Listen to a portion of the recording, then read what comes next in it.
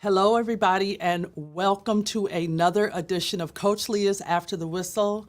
Today, we have an amazing show, another amazing show with an amazing, super amazing guest, and somebody I consider a friend and brother.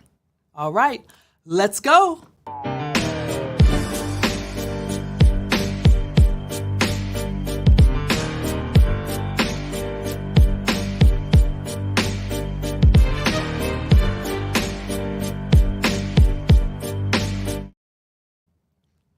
All right, now, whether you are catching us live today on this Tuesday, or whether you're going to catch us on demand at your leisure, watching us on Facebook, YouTube, a replay on Twitter, whatever that is, or whether you're listening to us on your favorite podcast, Amazon, Apple, Spotify, and recently I found out we're on several other podcast platforms as well.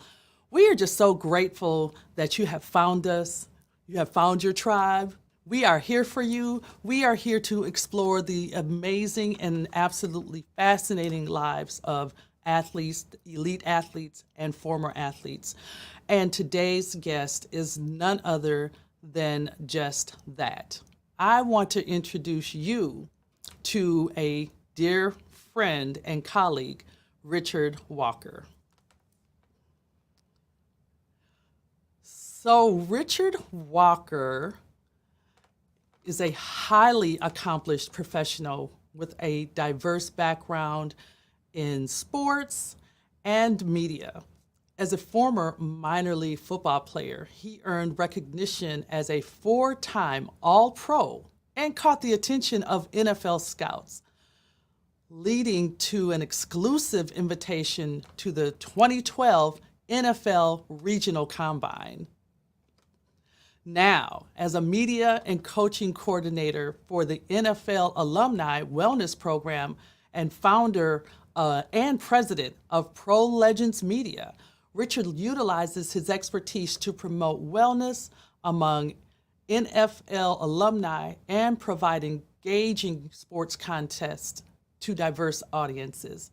Recognized for his contributions, he's a member of esteemed associations like the NFL Football Writers Association of America and the Basketball Writers Association of America, offering comprehensive analysis to his readers. Again, my esteemed brother, friend, and colleague, Richard Walker. What's up, Rich? What's up, Coach? Good afternoon. How are you doing? I am great. I'm even greater knowing that I get to hang out with you for a little bit today. This is going to be a ride. So, folks, get your seatbelt on. This is definitely going to be a fun ride. Ready. Get your popcorn, all the things. Yes, get them all ready. So, Rich, before I do a deeper dive into like all the things that you are and all of the talents that you have, and just get into really your headspace and heart space, we got to tell the people how we even got to be brother and sister, because you literally are my brother. I mean, You know what I'm saying? My brother from another mother, as they say. So as people know that are listening and watching Coach Leah's After the Whistle, it is my belief that I am 1 degree of separation from just about anybody on this planet, right? Mm-hmm. And so I definitely believe that with you. Upon our first meeting, I will say that, you know how the 1 degree of separation sometimes is a person, right? Like there's a complimentary person that we both know. You know, I was recalling, back to when we first met, and we really don't have that connection. Right. But and I don't make any apologies for my faith walk. I truly know the Holy Spirit knew how to connect us through our passion for journalism and sports writing. Yes. Because the better I got to know you, the more I was just like, oh my gosh, this guy is, speaking my love language of sports journalism. You know what I'm saying? Yeah. And from that moment forward, I knew how I could hook you. You know what I'm saying? So I'm gonna let you tell the people the story, and I will graciously interrupt whenever you get it messed up. Just plug in the details. So go ahead. So this is, and you're right. It's definitely a story of nothing but faith and favor, because we were both at the Lombardi Award. The Yes. Lombardi Award is given to the nation's top offensive or defensive lineman. That takes place here in Houston. And we were at the award ceremony that night. We hadn't even met in the room or anything like that. I was covering the event. I was actually meeting with the winner that year was Scooby Wright. Who became a good friend. He's still a good friend of mine. He now plays in the USFL. So I was backstage talking to Scooby, congratulating him and his family, and hobnobbing with them. And so it's time to go, and I go to turn in the ticket to get the valet to bring the vehicle. You're out there as well, and it was just one of those things where you got to understand where sometimes God will interrupt your plans in order to make things happen. So everyone else got their vehicles like on time, no problem. They were just coming back and forth. And we like, hey, wait a minute. I'm there like, I know that guy just walked out. Like I saw people sit down at the table eating dinner that got up and got their vehicles before we can get ours. And so it's like, it got down to the point where it's just me, you, and then Mitch, my partner. We're just sitting there. We're like, where the heck are our vehicles? But what it is this is the good Lord intervening, saying, y'all need to meet. Y'all need to talk. And so while we had all this time going on, we're trying to figure out what's going on with our vehicles. That's when the conversations began, where we started talking about, our backgrounds and what we do, and, just really starting to build rapport and get to know each other. So I sincerely agree with what you said. This was God intervening to say, I need to bring these two people together for this common thread, for this common cause, and that's where it all began. Truly. So I'm gonna take a quick time out, insert my piece to that, my perspective to that moment, and say that yes, we absolutely were going like, why hasn't my vehicle come up yet? And nosy me, I'm looking around and I see this guy and his colleague and all this equipment. Yeah. And I'm like, I had all my gear. I'm like, I know what that stuff is. And so I'm asking us, I'm like, hey, did you guys cover the event? And then that's when the conversation just started flowing. And both of us were just, and just back and forth. And so finally our cars come. But before our cars get to us, when I asked the $20 million question that to this day, we both just giggle and anytime it comes up. But I say, so do you guys cover, high school kids or anything like that? At which point Rich says, tell the people what you said. We only cover pro teams. Now, the reason that's so funny, you guys, because at the time when we met, I was the athletic director of Texas Christian Athletic League. And Texas Christian Athletic League is called TCAL at the time, and I believe it still is, the third largest high school sports association in the state of Texas. Mm-hmm. So my mind was already thinking, I need these guys to cover my athletes. And I would love to, I'm already thinking all the way through the partnership and everything. I'm going to need this group to cover our events, to maybe do features on our elite athletes, because our league also was the first to have an elite division, meaning that players that are in high school that would most likely be one and done. And if you know what one and done is, it's 1 year of college and then you're going right to the pros. Right. Basically. And this was even before the G League and so on and so forth. And so I'm already thinking they would be amazing to cover our sports teams across the state, and probably then do an exclusive covering our state tournament. Mm-hmm. I'm already there. Well, as soon as Richard says, we only cover pro sports, I was like, okay. Okay. But I would like for us to have a conversation. And so Richard was gracious and we were able to have a conversation. And, of course, by now, both of our cars have pulled up and, we've exchanged contact information and so on and so forth. And so you can continue from there.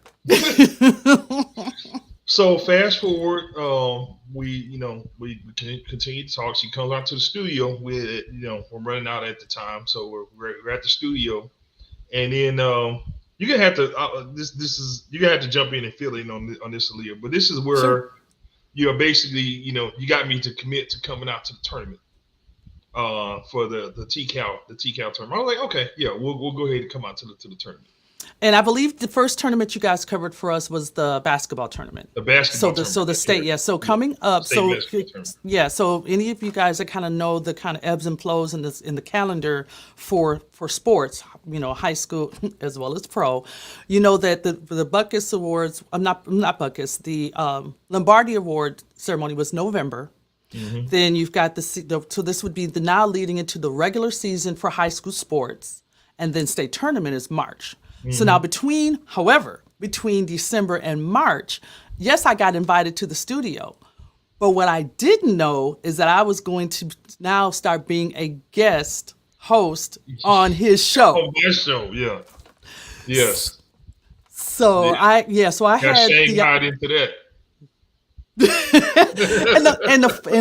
So the funny thing about that, you guys, is I had been out of sports journalism for well over 20 years, as far as doing any type of broadcasting, any type of analysts, any type of writing, any of that stuff. I had been out of that for 20 years.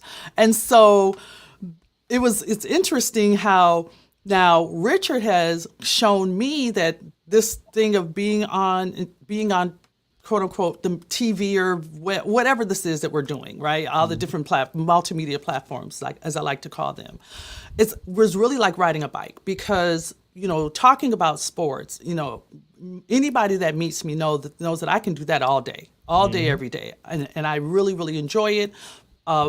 Many people are pleasantly surprised, or just surprised in general, that I know what I know as far as the different types of sports as well. And so now I'm doing these guest appearances as a host on his show. And then it even evolved after maybe 2 or 3 times on the show where Richard's now already thinking about a spinoff. Mm-hmm. So I'm just like, what is really going on? Mm-hmm. And so, but now it's time for me to say, hey, can you guys please come and cover our tournament, mm-hmm. and so our basketball tournament that year was right outside San Antonio, right, and University Park, Texas, I believe it's called. Yep.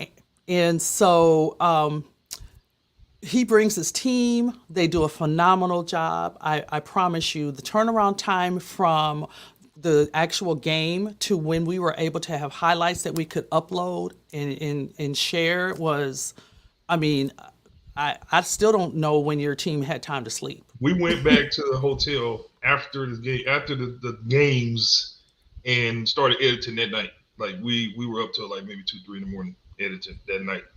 Yeah, but you got to be about this life. That's typical. Anybody that's in this space knows that's kind of how it rolls. Even with the technology that we have today, you just know that you're probably not going to sleep until it's done. Yep. And you're going to have your excellent hat on, because you want to make sure that you provide the best not even the best coverage, because you already had the best coverage, but the best clips. Right. From that event that would help to tell that story. Right. So now when we giggle about that he only covers pros, tell the people who you guys covered that year at the state tournament. Well, it turned out that we actually were covering pro teams, because if you're familiar with Jared Valentine, who now starts for the Lakers. Vanderbilt. Well, I keep saying Valentine. Vanderbilt. Okay. Okay. Yeah, he now starts for the Lakers, and he was on that team.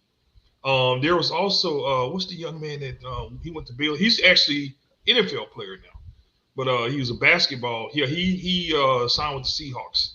He was with Baylor. They won the national championship, and he signed on. And he's on the well, he's actually on the training camp team now for the Seattle Seahawks. Right. And then you can't Memory forget, slips. that's okay. You can't Yeah, forget Emmanuel Mudiay. yeah, and Emmanuel Mudiay, yeah. So And Emmanuel Mudiay played on one is of the he still playing teams. overseas? To my knowledge, he's still Yeah, overseas. yeah. Yes. But he was in the NBA for a couple of years, like with the Cavaliers, if I recall, Yep. and I The want to say last the place I Nets, saw him with the was last place I U- saw him play with was Utah. Utah Mm-hmm. Jazz. That's right, Utah Mm-hmm. Jazz. Mm-hmm. So yeah, Yes. we actually covered 3 NBA and slash NFL players in that tournament so Yeah. far. Because there's some other guys that are like still Europe or G League, like they're on the cusp of breaking through as well. So you never know, you never know. Right. And so I was like, so I was able to make that happen so that you guys are covering those pros that you Yeah. do so well. Well, and in the midst of that, and so I would love for you to talk about just a little bit, because again, I get a chance to gush about your team, and I'd be remiss to not mention Mitch. Hmm.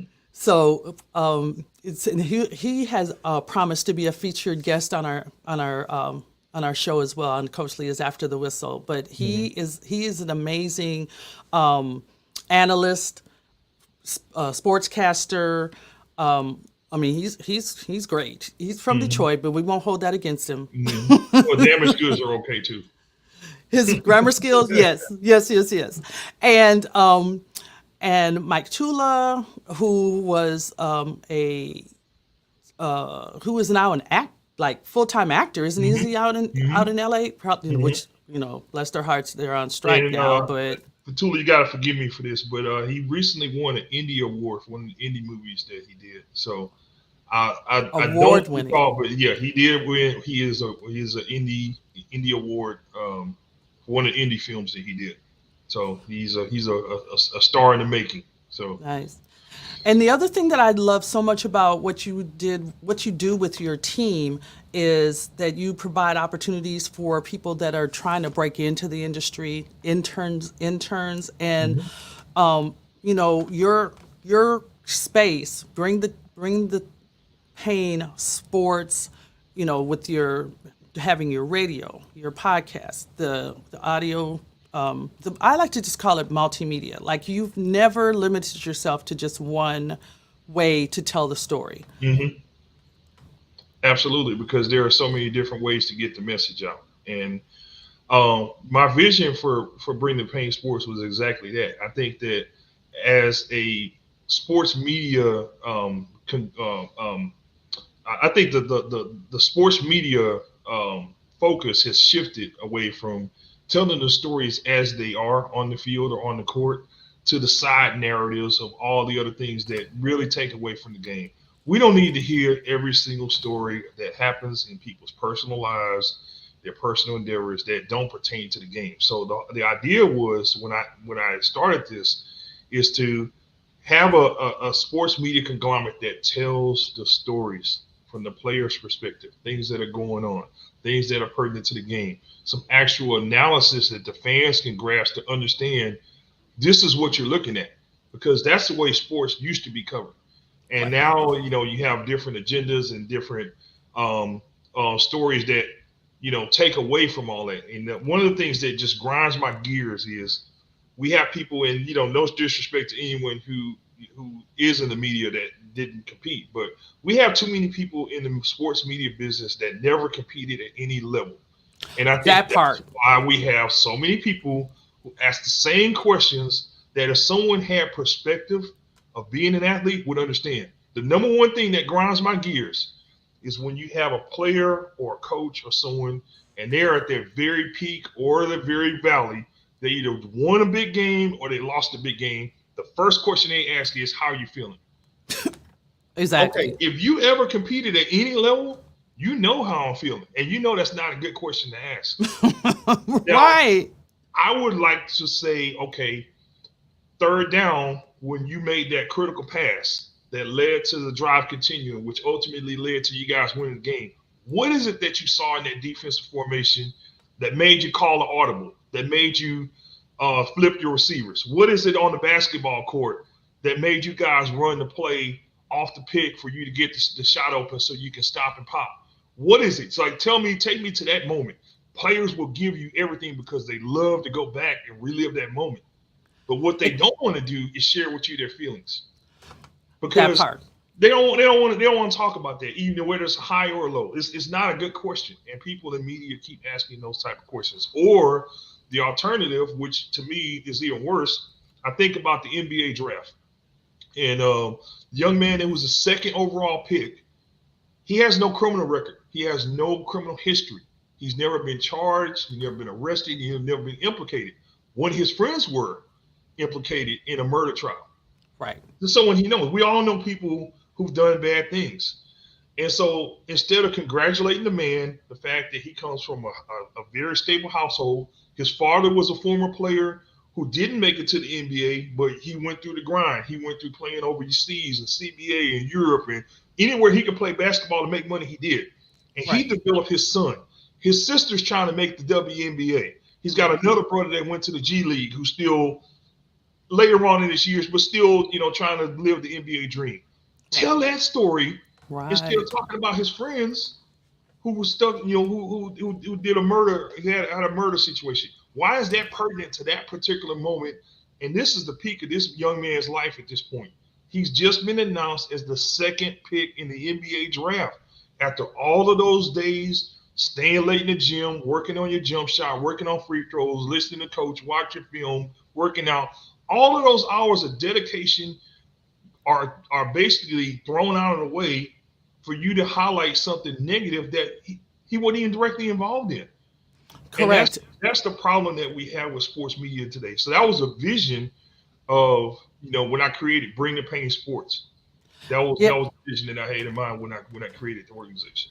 And that right there is where I do know how the Holy Spirit connected us, because again, Richard's from this area. I'm from Minneapolis, but in getting to this space originally, I always wanted to tell those stories, and always wanted to have the perspective of the athlete or the perspective of the coach whenever I was in those press conferences.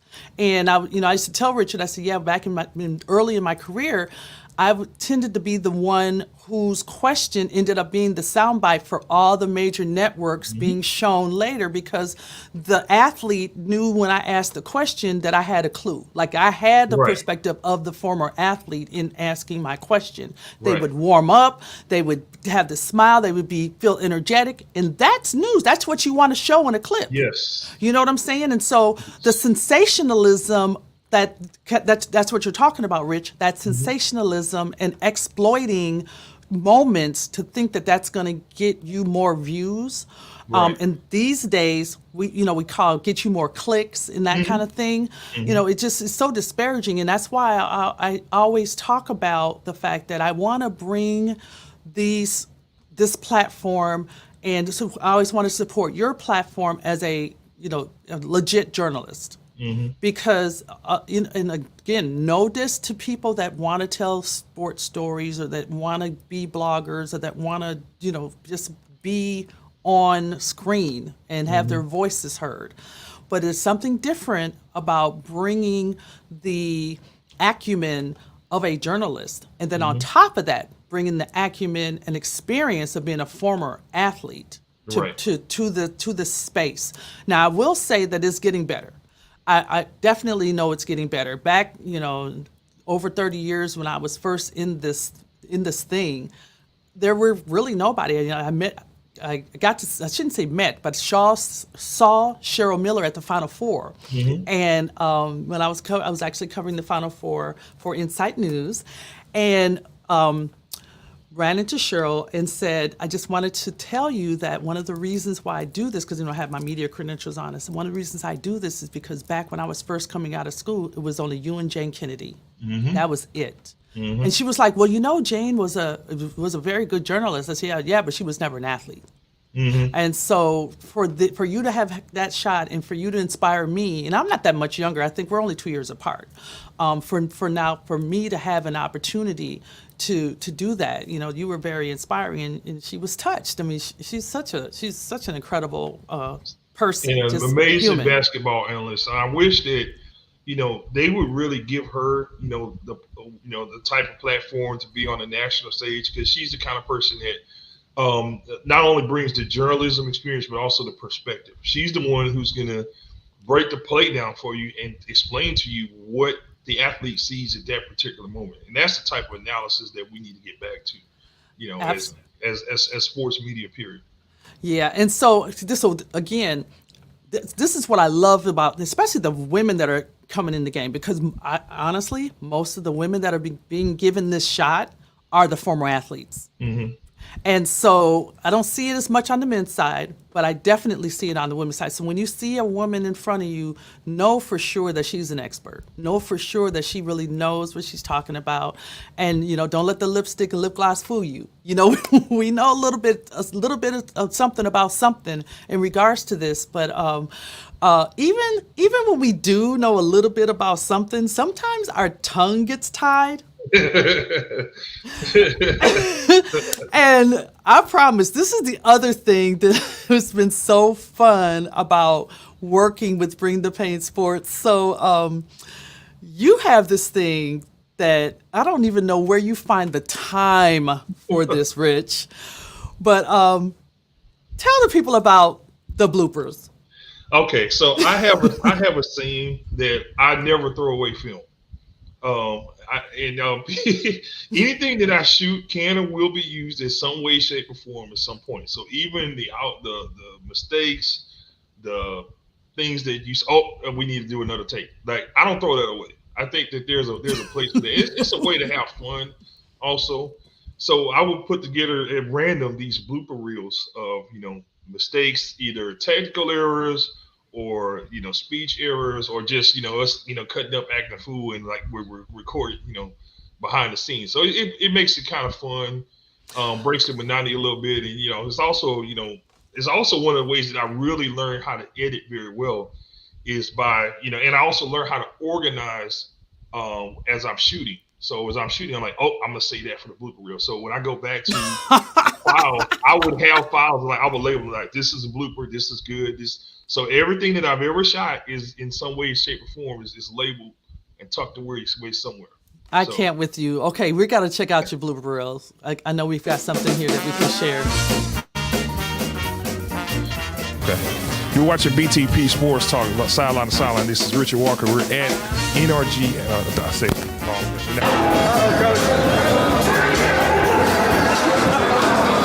and we're gonna start again. Keep it rolling. Folks, Mitchell Brock will Bring the Pain Sports, and we're coming to you. I forgot. Well, we are out here, folks. 15:45. I did that. 45. So on this draft party. Oh, you gotta go? Okay. No, you don't have to go. Good. Okay. So tell me your name. He has to go. You all have to go. Okay. Bye, guys. That's okay. All right. Have fun tonight. Oh, you still rolling? You still rolling? All right, cool. Here at BTP Sports, we definitely realize that there's no us without you. If you're not following us on social media, make sure you... Y'all are gonna catch that, I know, and put it on the roll one day, and I was gonna be like, don't show that.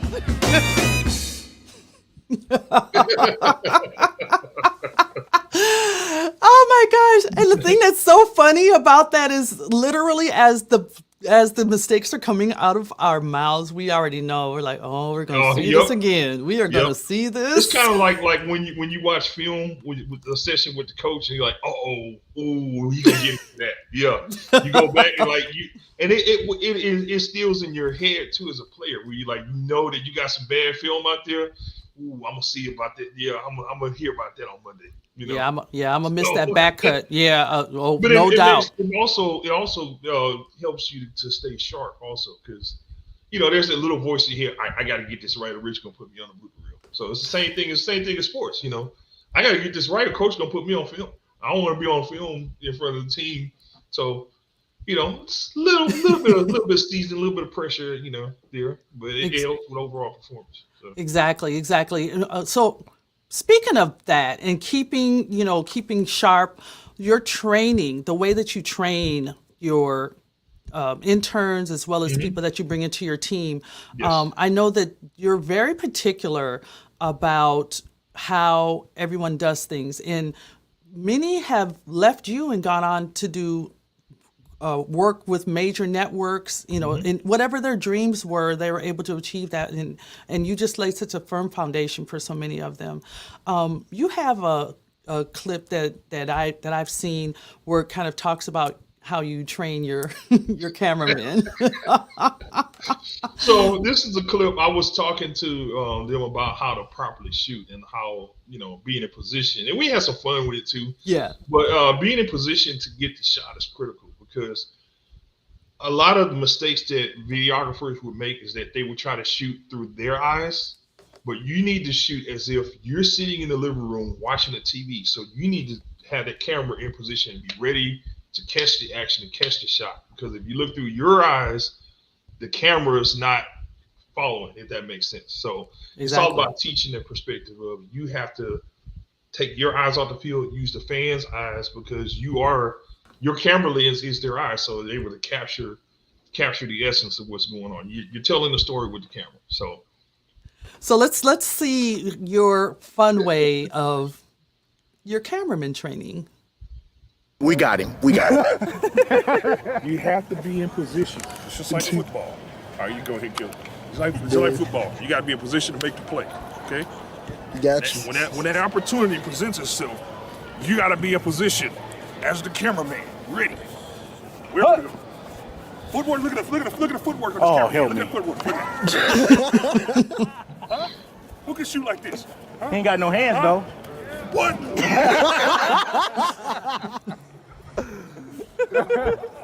You saw it. You still didn't score. Got you. Oh my gosh. And I'll tell you, so many people that are thinking about maybe getting into this space, be aware that it's going to be a lot of long days. Oh yeah. Very, very long days for very little footage that sometimes ends up being broadcast. Yes. But it's about just understanding that, and like you said, Richard, finding time to just kind of have a little fun within it, and still be learning, and still be getting your craft to be where you want it to be, working toward being that excellent analyst, being that excellent broadcaster, being that excellent writer, being that excellent camera person that you'll want to be in this sports space. But one of the things that I wanted to ask you about is your being so, what is the word that I want to use? Being so just meticulous.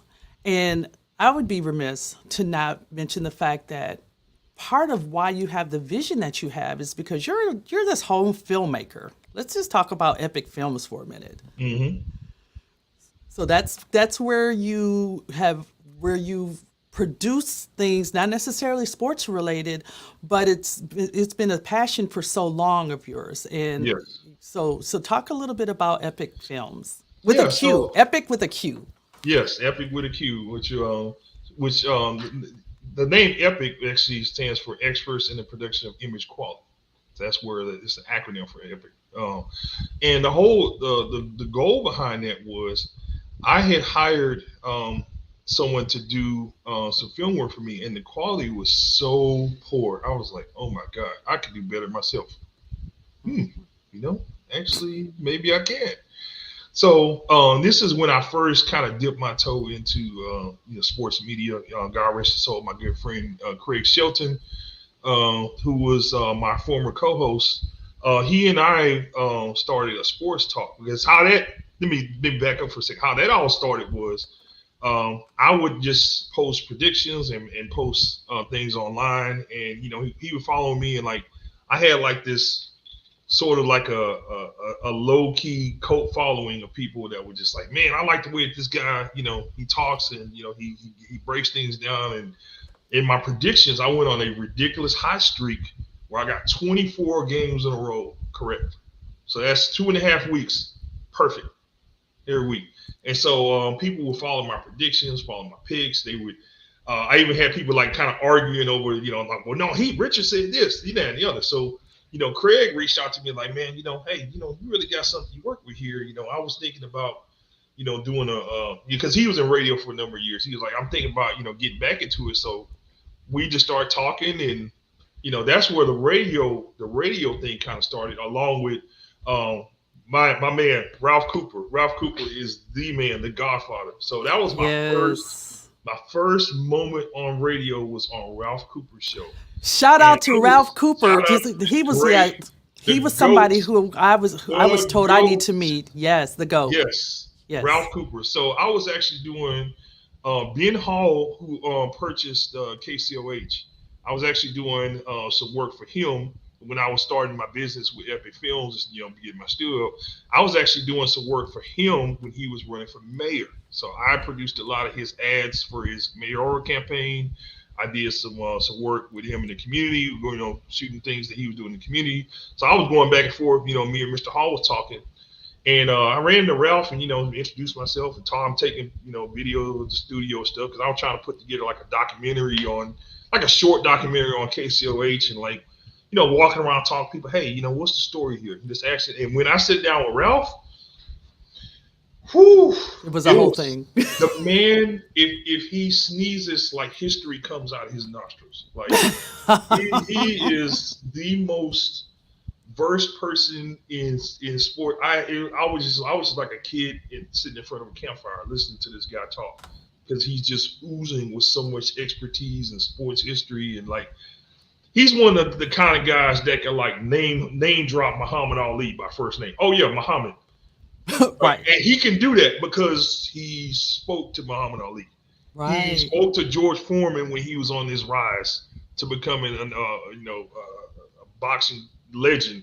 When he fought, he interviewed Muhammad Ali when he fought in Houston in the Astrodome, in his prime. So this man he is sports. There's no question what Ralph Cooper has done. So for me to have that area, that was what lit the fire for me. I was like, man, I got to do this. And I told him, and I keep telling him, all I want to do, my peak is to be half of Ralph Cooper. That's it. That's all I want. That's it. That mountain's too big to climb. But if I get to half, that means I'm doing something. Yes. He is such a highly regarded and it was journalist. just so, it was like an OMG moment. Like, this dude invited me to be on there, like, to talk. So, like, he don't even know me. Like, and I was like, okay, yeah, I'm in, let's go.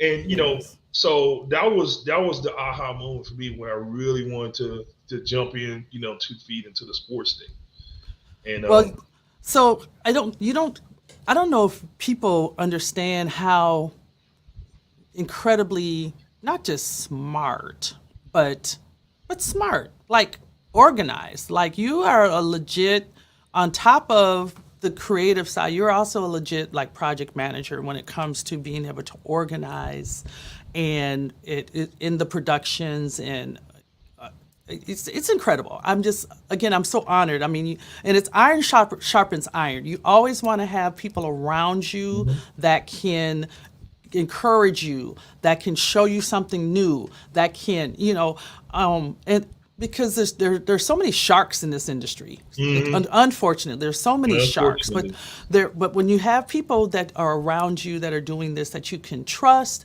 that are just, like I always say, I don't want to be the smartest in the room. I don't want to be the richest in the room. I don't always want to be the cutest. No, I do always want to be the cutest in the room. No, just kidding. But so listen, we're going to talk some more. But before we do that, Rich, I want to take a quick break to pivot to some shameless plugs and some trending topics that I have.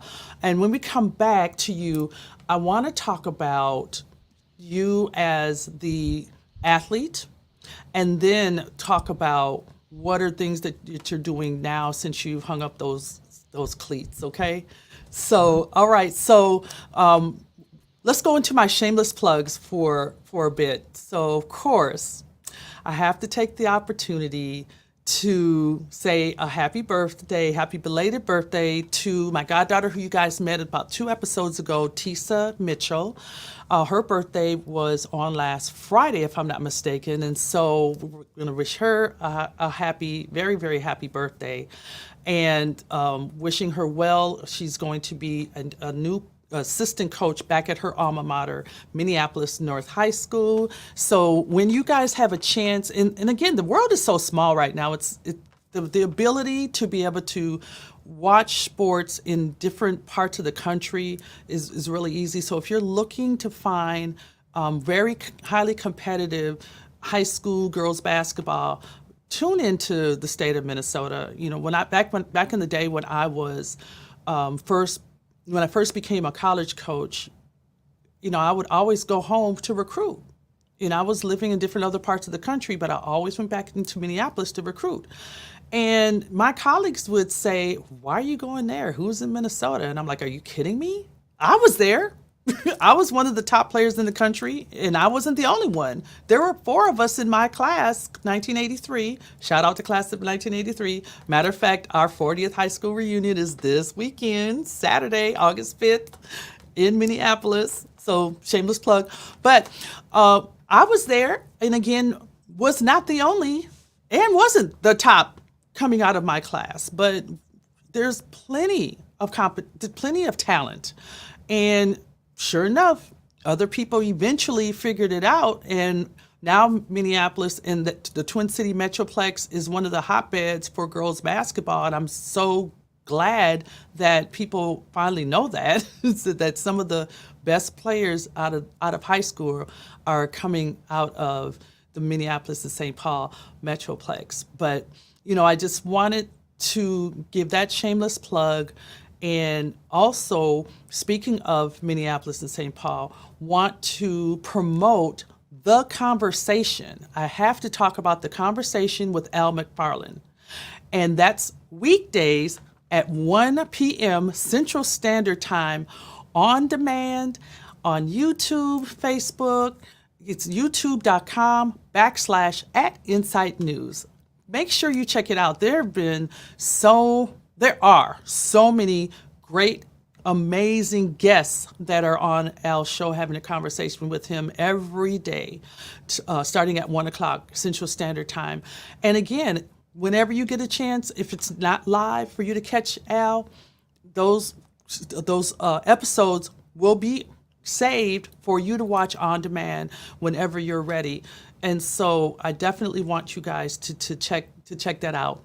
I happen to be on the conversation on Mondays, and I do just a quick tease and just a little quick snapshot as to what you guys will catch on Coach Leah's After the Whistle on Tuesdays. So you can check me out on Mondays on the conversation with Al McFarland as well. So, all right, so I would love to now jump back into our conversation with Richard Walker. So, Rich, I have a question for you.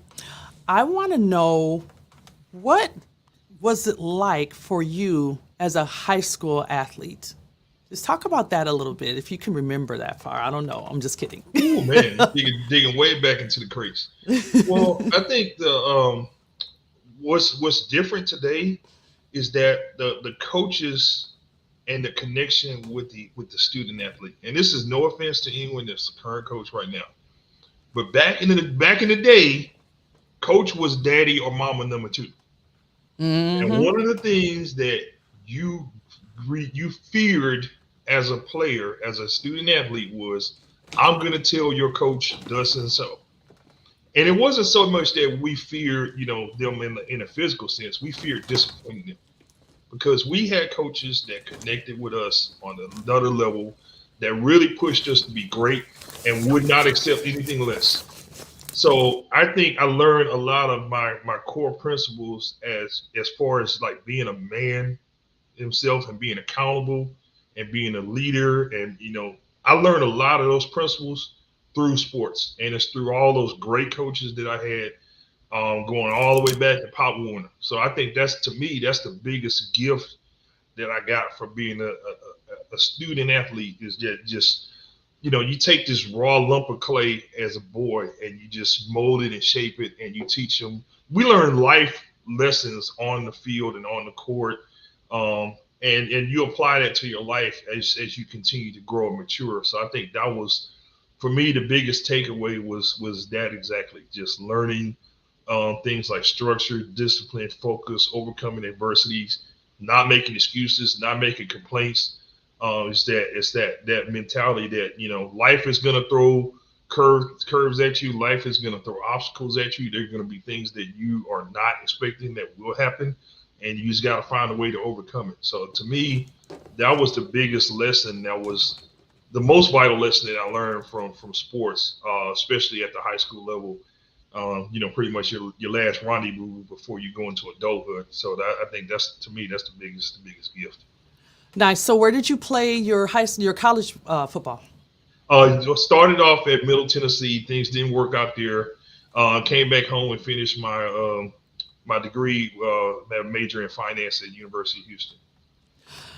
So why do you think that so many athletes feel like if they don't play at a big time school, or they don't play college football at all, that they don't have a chance after that? Because you certainly did. Well, because that's the old narrative that you have to go to a Division I school or a top tier program in order to get noticed, and especially nowadays with all of the technology and all of the opportunities that are out there. There are multiple leagues to play professional football that did not exist back in the day. There's the XFL, there's the rebirth of the USFL. The Arena League is coming back. Shout out to all the Arena League alumni. They're coming back. You have all these different leagues in addition to the CFL as an opportunity to go showcase your skill and also develop. There was never that developmental track where you got guys that got the raw talent. But in some of these higher tier pro leagues like the NBA or in NFL, it's either you have it or you don't. But you're able to go to those leagues and harness your skills and develop a bit more. And then when you're ready for your trial, you're polished. So those opportunities didn't present themselves anymore. So as far as I'm concerned, nowadays where you play, it's collegiate level. It doesn't matter. As long as you're focused. You may not get your name called on draft day, and that doesn't matter because there's a lot of guys and girls who got their names called on draft day that didn't pan out, and there are some that didn't get their name called, and it turned out to be great for them. And it's what create that edge for them. It's what put that chip on their shoulders. What made them work harder. What made them study harder. And I've literally didn't play a single snap during a game in the NFL, but get a check every month. So I think it kind of worked out. That part. I'm just right. saying, I think it worked out. So there are a number of paths to get through, to your goal. And, sometimes God may close a door, but there's a window. And if you see it, you go through it. Exactly. So you have had a chance to work with the NFL alumni and then their wellness space. And Mm-hmm. I'm so proud of you for that, because as we know, there's so much about athletics and being an athlete. People tend to only focus on the physical, and wellness encompasses everything. And we're learning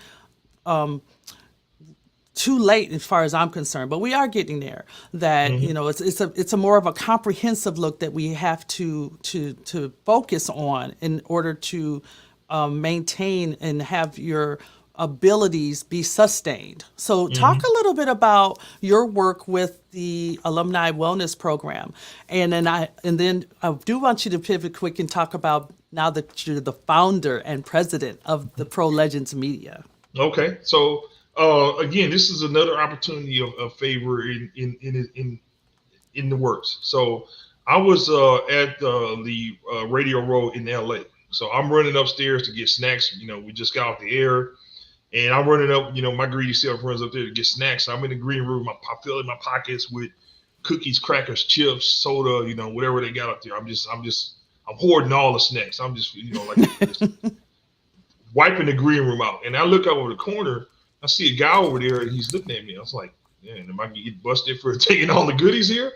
So he comes over, he introduces himself. We just start chit-chatting and talking. And it turned out this is my good friend Russ. This is another example of favor, working. We're talking a couple thousand people in that convention center, and we just happened to meet at that particular moment in that particular time. Do we have a picture of the two of you guys? I think I got one. I can send it to you, but I don't. Yeah. Oh no, that's Leroy Butler. So I'll get to his story in a minute, which is incredible. Okay. But Russ and I met, and he said, hey, I'm managing this wellness program for the Alumni Association. No offense, but you want to lose a little weight, and Lord knows I needed to lose weight bad. I was well over 420 pounds at the time. I was in the middle of a gout attack that happened while I was on the air roll. So I had to limp out of the convention center. It took me like half an hour to get out of the convention center. I had high blood pressure. Unbeknownst to me, I was pre-diabetic. So by the grace of God, I go get on this plan. I start to get my weight turned around. I go do my A1C, and the doctor's like, whoa, boy, you were way across the line. Like, I'm surprised you weren't on insulin. So my A1C was that high.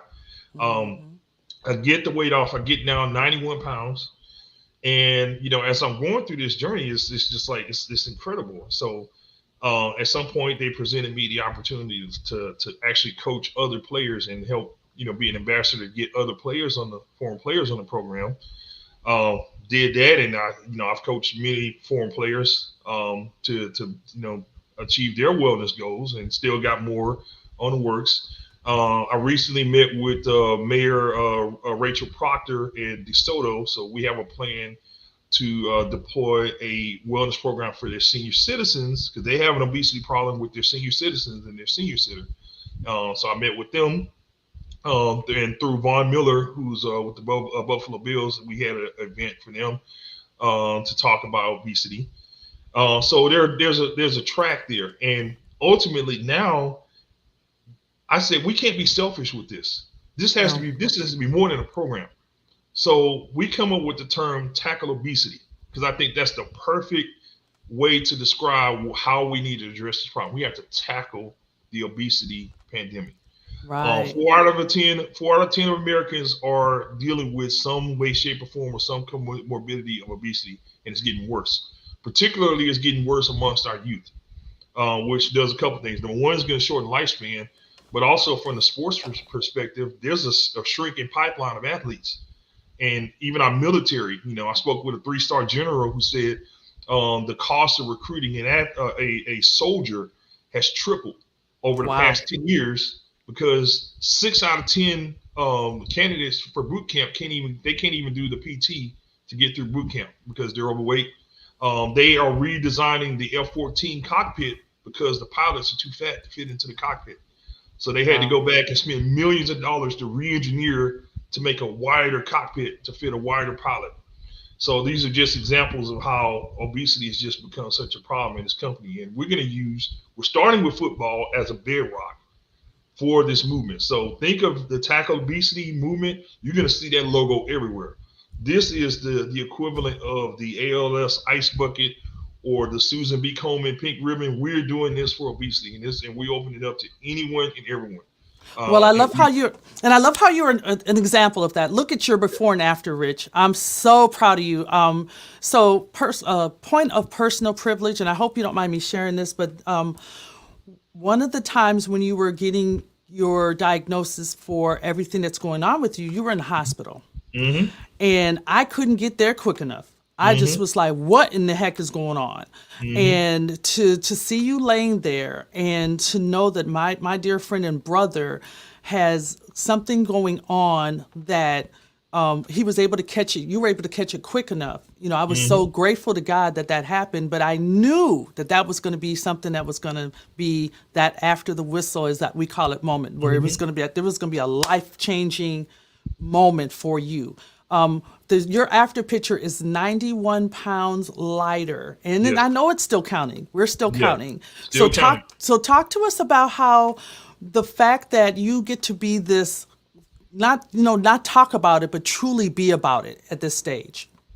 Well, that's it exactly, because I'm a man of my word. I believe that my word should carry exactly what I say. So I can't speak about something that I don't partake in. And I think that having the opportunity to not only fix my own condition, but to be an example or be a beacon to people that there's hope, that there are ways that you can do this, and it's not boring. This is not starvation. This is not doing any type of weird surgeries or anything like that. This is just changing your lifestyle, changing your attitude and your mentality towards food. We come up with an acronym that I call NERD. And that's a 4-step program that to achieve optimal wellness. It's called nutrition, exercise, rest, and de-stress. Those 4 things are 4 key components in order for you to help not only lose the weight, but to keep it off. So we get to be nerds. Being a nerd is the word. Nerd is the word. Nerd is the word. I love it. Yeah. Oh my gosh. So we're going to have to wrap this up. Oh my gosh. This time has gone by so fast. I knew it would. Oh, Richard, I need you to talk about your, what is it that's your, oh my gosh, your inspirational quote. There we go.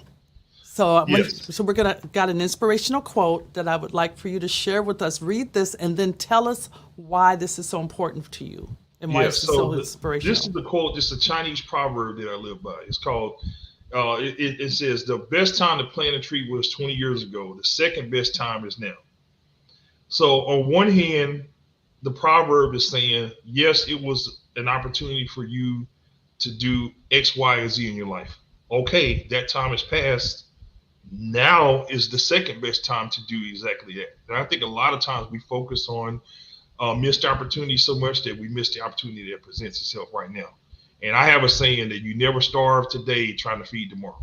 Mm-hmm. Nice. So if there's something that needs to be done, focus on it, get it done today. Yes. And don't be afraid to ask for help. Yes. Do not be afraid to ask for help. And I'm always, Rich, I need some help. Rich, you need you to take, and I'm going to tell you something.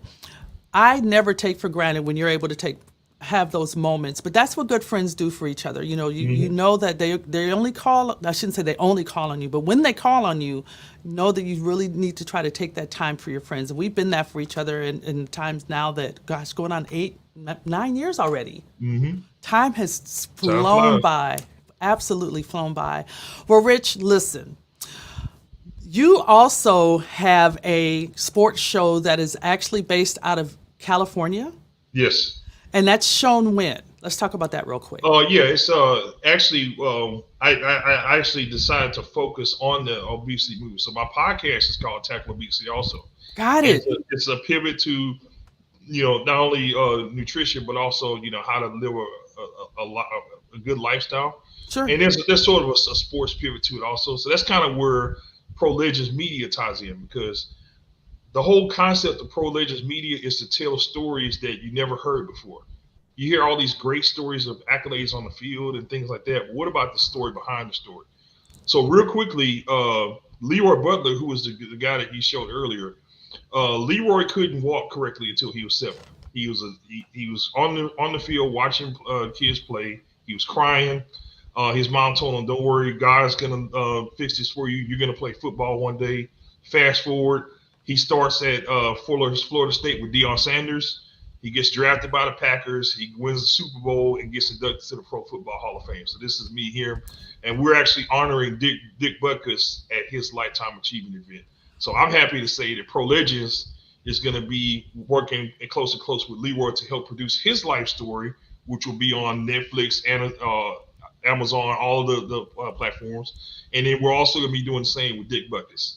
So that's just a start. Yeah. So nice. So I need you to promise me that you're going to be able to give us the exclusive to when everything's going to drop. Absolutely. And I also would love to do a printed version of what's going on with that as well in Insight News. You were an amazing contributor to a story that I posted back a few months ago with Warren Moon, and that story was just so heartfelt. It kind of surprised people. They thought that was going to be just about Warren Moon and all his accolades, and it ended up being a lot more. And those are the stories I know that we love to tell. So listen, my friend and brother, we have got to get out of here, but I would love for everyone to know where they can find you on social media. Easiest way is at the DA Great Sports Morpheus on any social media platform. Twitter, Instagram, Facebook. Look for the Great Sports Morpheus. You can also visit tackleobesity.com. That's the website. Beautiful, beautiful. Well, listen, thank you again for joining us. And so Rich has got to get out of here. But listen, everybody, I would love for you to like, subscribe, share, like, subscribe, share. Coach Leah's After the Whistle. Coach Leah is one word, CoachLeah. Coach Leah's After the Whistle. Be sure that you check us out for our next amazing episode of Coach Leah's After the Whistle. This has been great. It's going to get better. All right, y'all have a great week. Bye-bye.